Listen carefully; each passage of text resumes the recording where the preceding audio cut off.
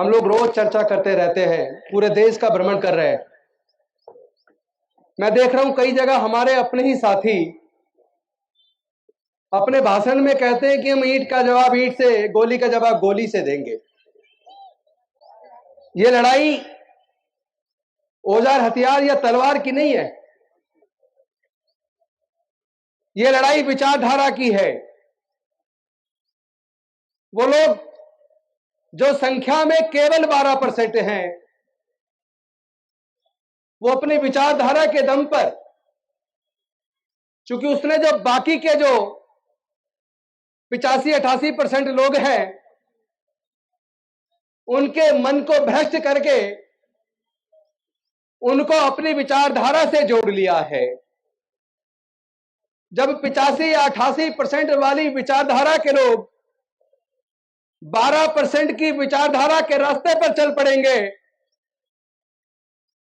और 85% में से केवल 12-15% लोग अपने बुजुर्गों की सांस्कृतिक विरासत में, अपने बुजुर्गों की विचारधारा पे चलेंगे,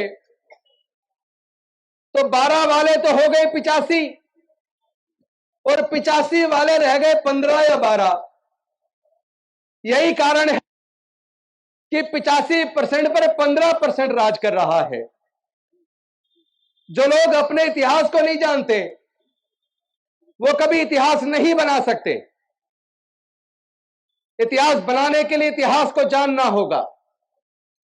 हमें हमारी ताकत किन कारणों से है, अपनी ताकत को भी पहचानना पड़ेगा और हमारी कमजोरियां क्या है, उस कमजोरी को भी पहचानना पड़ेगा।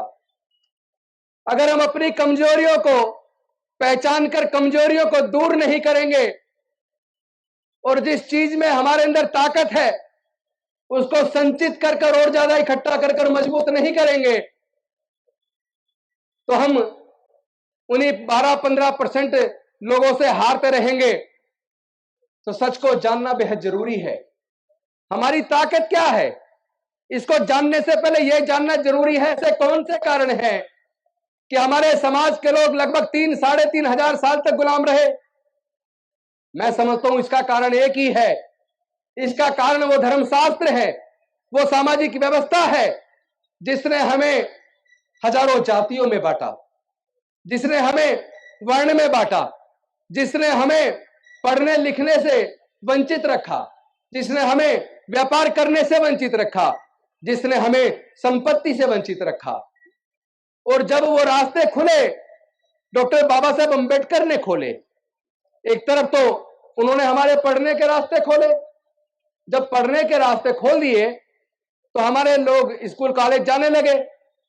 उस वक्त स्कूल कॉलेज सरकारी होते थे, तो सरकारी स्कूलों से पढ़ के हमारे लोग जज, engineer, doctor, collector, scientist, professor बनने लगे।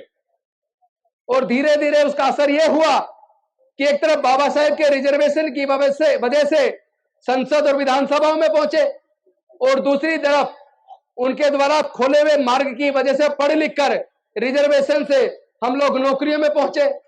तो थोड़ा थोड़ा घर में पैसा आने लगा, थोड़ा थोड़ा आत्मविश्वास आने लगा। और लेकिन इसके बाद असली खेल उसके बाद शुरू हुआ। जिन लोगों ने हजारों साल तक हमें गुलाम बना के रखा, उनको यह तकलीफ पैदा होने लगी कि अगर ये गरीबों के, दलितों के, पिछड़ों के, आदिवासियों के बच्चे इस तरह पढ़ लिख कर जज, engineer, doctor, collector, scientist, professor बनेंगे तो उनके खेतों में, उनकी फैक्ट्रियों में सस्ते मजदूर कहां से आएंगे। और वहीं से उन्होंने षड्यंत्र चालू किया और उस षड्यंत्र का मैं पर्दाफाश करने आया हूं।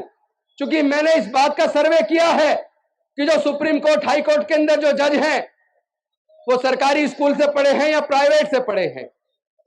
जितने सीनियर ब्यूरोक्रेट्स हैं, senior doctor, senior engineer, senior scientist, senior professor हैं, वो सरकारी स्कूल से पढ़े हैं या प्राइवेट से पढ़े हैं। मेरे सर्वे में ये निकल कर आया 97% से 98% के बीच सुप्रीम कोर्ट, हाई कोर्ट के जज, ब्यूरोक्रेट्स, डॉक्टर, इंजीनियर, जज, साइंटिस्ट, प्रोफेसर वो सरकारी स्कूलों से पढ़े हैं। यानी कि सरकारी स्कूलों में पढ़ाई अच्छी थी। फिर ऐसा कौन सा कारण है, लगभग 40 साल पहले एक षड्यंत्र रचा गया कि अगर इसी तरह दलितों, पिछड़ों, आदिवासियों और गरीबों के बच्चे पढ़ लिख कर अगर ये जज, इंजीनियर, डॉक्टर, कलेक्टर बनते रहे तो उनको सस्ते मजदूर कहां से मिलेंगे? और जो पढ़ जाएगा वो जग जाएगा, जो जग जाएगा वो सवाल पैदा करेगा, और जो सवाल पैदा करेगा उसको बेवकूफ बनाकर उसका वोट नहीं जीत सकते। तो उन्होंने षड्यंत्र किया एक तरफ, और इस सच को आपको मानना पड़ेगा। चूंकि भाई मैं तो बड़ा गौरवान्वित हूं अपने पूर्वजों की धरती पर मेरठ में आके, क्योंकि हम लोग, हमारे पूर्वज मेरठ के थे। आज भी मेरे से कोई पूछता है आप कहां से हो, तो मैं कहता हूं मेरठ जिले से हैं। तो मेरठ जिला तो वो ऐतिहासिक नगरी है। तो आज मैं अपने मेरठ के लोगों से बात करने आया हूं कि आपको कम से कम इस सच को स्वीकार करना चाहिए। अब से 30 साल पहले आपने कावड़ की लाइन लगी हुई नहीं देखी होगी, कहीं टेंट लगे नहीं देखे होंगे। ऐसे कौन से कारण है कि लगभग 30 साल पहले बाढ़ आ गई, कावड़ की जगह जगह टेंट लग रहे, फ्री में खाना, ये सब क्यों? ताकि आप पढ़ लिख कर कामयाब ना बन जाओ। तो इंजीनियरिंग कराने के लिए आज की डेट में सरकारी कॉलेज में आपको 12 से 15 लाख रुपया चाहिए। क्या हमारे समाज के 99% लोग, हमारे समाज का मतलब दलित, पिछड़े, आदिवासी, किसान, मजदूर, पिछड़े वर्ग, सब लोग, सब मिला के 99% के माँ बाप 12 से 15 लाख रुपए का खर्चा नहीं उठा सकते। डॉक्टर बाबा साहब अंबेडकर ने कभी औजार हथियार नहीं उठाया, कभी किसी का खून नहीं बहाया, कभी किसी की जान नहीं ली, लेकिन डॉक्टर बाबा साहब अंबेडकर अकेले थे। उन्होंने 3500 साल की गुलामी से हमें आजाद कर दिया। ना केवल 3500 साल की गुलामी से आजाद कर दिया, बल्कि हमारे आगे बढ़ने के रास्ते खोल दिए। लेकिन इस पूरी संघर्ष के अंदर उन्होंने अपने 4 बच्चों को गंवा दिया, उन्होंने माता रमाबाई को गंवा दिया। मैं आप सबसे पूछना चाहता हूं, क्या डॉक्टर बाबा साहब अंबेडकर की कुर्बानी बेकार चली जानी चाहिए? क्या हमें शर्म नहीं आती?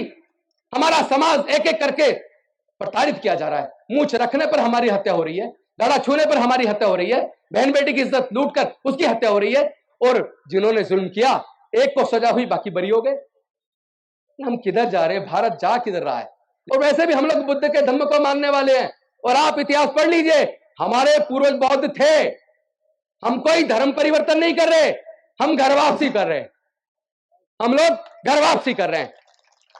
तो अगर हमारे समाज के लोग तरक्की चाहते हैं, विकास चाहते हैं, तो आपको अपने पूर्वजों के धम्म में, बुद्ध के धम्म में वापस आना पड़ेगा। मैं धर्म परिवर्तन के खिलाफ हूं, मैं किसी की आस्था को ठेस पहुंचाने के लिए बिल्कुल तैयार नहीं हूं, लेकिन कोई हमारे आस्था को ठेस पहुंचाए वो भी हमें स्वीकार नहीं है। आपस में दलित, पिछड़ा, आदिवासी सब लोग मिलके रोटी बेटी का रिश्ता शुरू करो। और मुझे आपको ये बताते हुए बेहद खुशी में हो रही है, पूरे देश में दलितों, पिछड़ों, आदिवासियों के बीच आपस में खूब शादियां होनी शुरू हो गई हैं। और बाबा साहब के संविधान को रख के, तथागत बुद्ध को और बाबा साहब की मूर्ति को रखकर और संविधान की प्रस्तावना को पढ़ के आज हमारी शादियां हो रही हैं, इंटरकास्ट मैरिज हो रही है। अब जो बच्चे पैदा होंगे उनके, वो किस जाति के होंगे? वो बुद्ध होंगे, बौद्ध होंगे, वो बौद्ध होंगे, क्योंकि उन्हें बुद्ध की शरण में आ गए। और बुद्ध और हमारे सम्राट अशोक का जो सपनों का भारत था, उस वक्त म्यांमार से लेकर काबुल, कंधार तक, ईरान तक पूरा भारत बौद्ध में था। जहां भी कहीं खुदाई होती है केवल बुद्ध निकलते हैं, कोई और नहीं निकलता। इस सच को समझ लीजिए। आपकी बुजुर्गों की सांस्कृतिक विरासत बेहद कीमती है। उस विरासत को सजाने, संवारने, संरक्षित करने का समय आ गया है। जाति छोड़ो, समाज जोड़ो। जाति छोड़ो, जाति छोड़ो, जाति छोड़ो। बौद्ध धम्म की क्या पहचान? बौद्ध धम्म की क्या पहचान? जय जय जय जय जय भीम, जय जय जय जय जय भीम। हमारे चैनल बहुजन दस्तक को लाइक, शेयर, सब्सक्राइब देखना मत भूलिएगा। जय भीम, जय भारत, जय संविधान, नमो बुद्धाय। धन्यवाद। चैनल आर्थिक समस्या से गुजर रहा है। अगर आप बहुजन समाज में बाबा साहेब अंबेडकर और तथागत बुद्ध की विचारधारा को अधिक से अधिक लोगों तक पहुंचाना चाहते हैं तो हमें आर्थिक सहयोग प्रदान करें, ताकि हम अपने चैनल के माध्यम से देश विदेश में समता, बंधुता, एकता और संवैधानिक अधिकारों को ज्यादा से ज्यादा लोगों तक पहुंचा सकें। आप अपनी सहायता राशि नीचे लिखे खाते में जमा करा सकते हैं।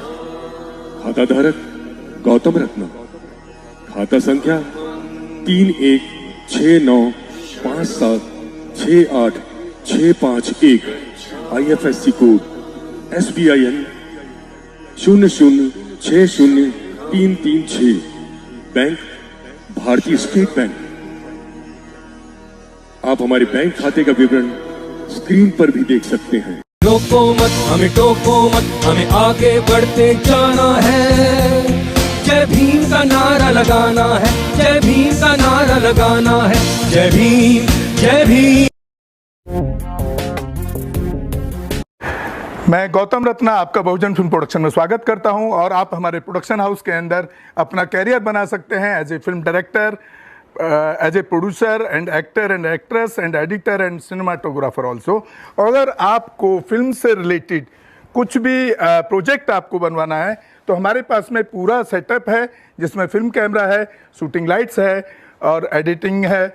सारा A to Z एक ही जगह पर आपको हमारे यहाँ पर मिल जाएगा। तो दोस्तों आप हमें कांटेक्ट कर सकते हैं हमारे नंबर्स पर 9810085714 और 8510005714। हमारे वेबसाइट पे विजिट कर सकते हैं www.filmserviceindia.com और हमें मेल भी कर सकते हैं gautamfilmsproduction@gmail.com पर। धन्यवाद।